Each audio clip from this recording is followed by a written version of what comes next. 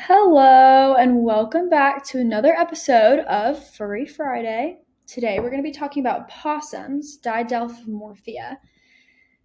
And so let's start with taxonomy. The oldest fossil records date back to like 4 million years ago, which is crazy long. They were one of the most widespread genera in the Americas. They're neotropical Mediterranean, so they're the only marsupials in like the North and South America that are not in Australia, which is really cool. There's also possums that are technically possums, but not the same order in Posituberculata and Microbiotheria, but today we're only going to be talking about Didelphimorphia.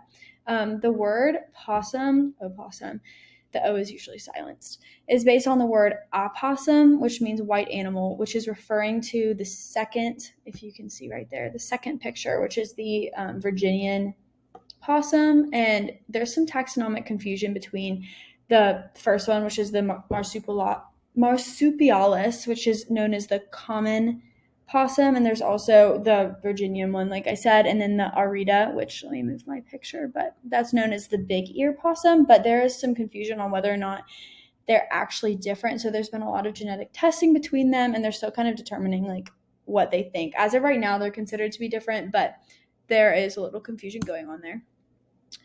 So next up, some natural history facts, just some basic like things about them. Their name comes from the word Didelphus, which is two wombs, which is because they're marsupials. They're nomadic and they're usually solitary, but especially the males. Like they're almost always solitary. Sometimes the females are not, but usually they are. They eat everything. I'll talk about it later. They also will eat ticks. So like I think something like 95% of the ticks that they find on their body they eat, which is not a normal animal thing. But they like scourge for everything. So they eat mainly insects, but they're insectivores, frugivores, omnivores, and carnivores. So they'll eat roadkill, they'll eat fruit, they'll eat like literally everything. That's why we see them in the trash around like urban areas so much. The primary staple of their diet, like I said, is invertebrates. They eat lots of bugs, worms, beetles, all that kind of stuff. They also have a pretty short lifespan. They almost all of them live less than 2 years.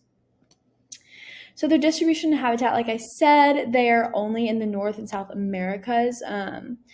They have a really wide distribution because of their adaptability to different ecological niches. So they're able to be, there's some that are semi-aquatic, there's some that they're all semi-arboreal, which means they can be in trees because of their prehensile tail, which I'll talk about in a minute. But they can also be in environments with a high degree of human action, which is, we see that with raccoons too, but we don't see that with a lot of different mammals. So they're, like I said, arboreal, scansorial, and semi-aquatic. They're really good climbers because of that tail and because they also have an opposable hallux, which is their little like back thumb.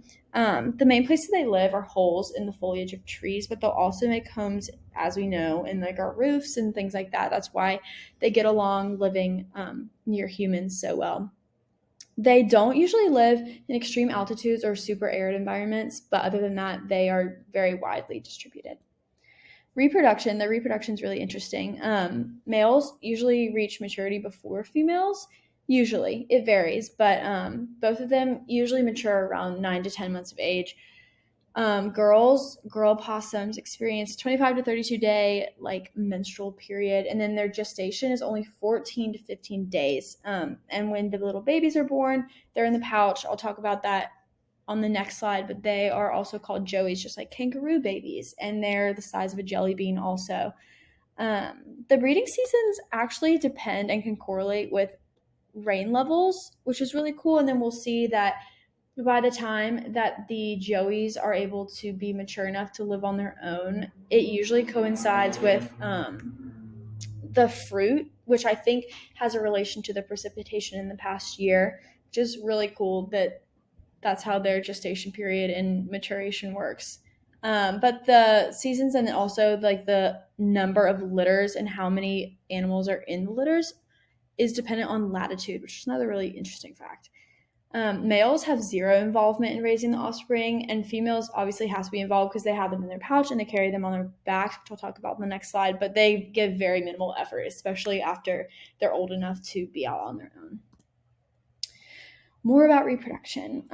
Like I said, the joeys, they are super small. They're about 0.13 grams and 1 centimeter in length, so like the size of a literal jelly bean. They're also deaf and blind, but they have super well developed claws. That's like one of the things that is developed about them, because they have to be able to climb to the mother's pouch and get to the teats so that they can nurse and get bigger and big enough to go onto their backs. But another interesting fact is that there's usually more babies than there are teats for the mother, and a lot of them won't survive because of this.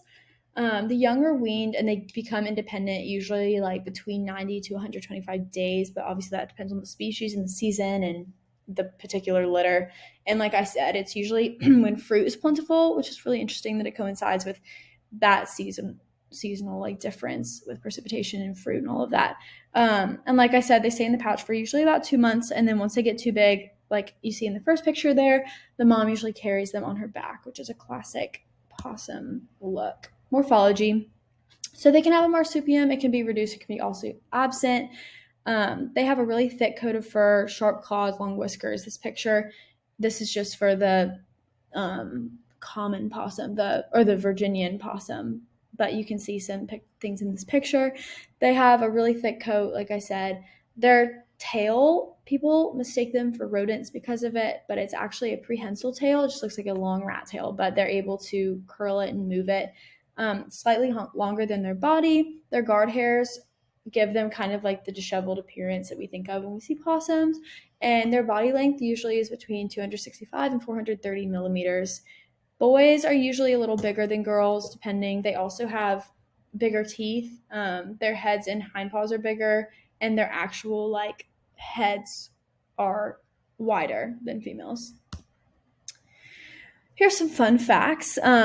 You hear about possums playing dead. It's an actual thing. They enter something called a catatonic state. It's not voluntary, but they basically go unconscious when there's an extremely aggressive interaction. They don't do it for everything. Like in that first bullet point, usually they'll hiss, growl, screech, they'll rock side to side, they'll drool, they'll bare their teeth. But if it gets really aggressive, they enter this catatonic state, and they're basically unconscious between, I think, something like 20 minutes to like an hour.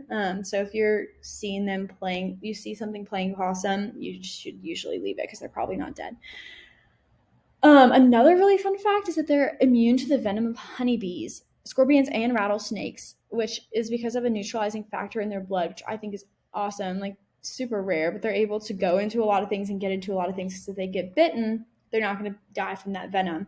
And humans are using this neutralizing factor in their blood to try to like come up with anti-venom options for human beings, which is really cool. They also rarely contract rabies because their normal body temperature is too low for the virus, which is another really interesting adaptation that they have. And like I said earlier, they eat up to like 5,000 ticks per season, which is disgusting, but they use that to survive. And here are two really fun pictures of possums I think are so cute. They've kind of become a meme in the past year or two, but eating some gourds for fall, and it looks like an apple on the left, but they're pretty cute. Weird little animals, but they're pretty cute. Their little toes are so funny looking. And here are my sources. Thank you, and stay tuned for Mammal Monday.